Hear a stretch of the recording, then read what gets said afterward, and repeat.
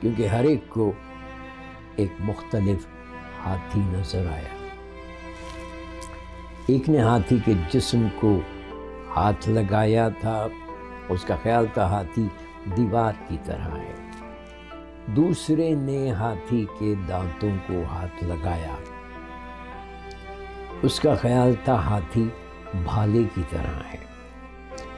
تیسرے نے ہاتھی کی سونڈ کو ہاتھ لگایا، اس نے کہا نہیں، یہ تو بہت بڑے ناک کی طرح ہے۔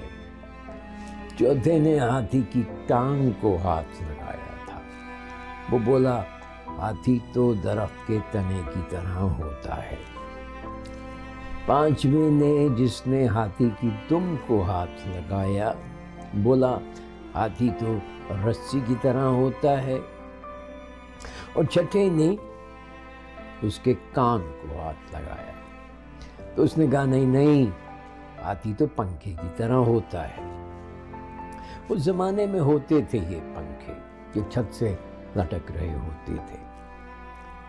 تو خیر گاؤں واپس پہنچنے کے کافی عرصے بعد بھی ان کا اس بات پر کئی سال تک جھگڑا رہا کہ ہاتھی ہوتا کیا ہے۔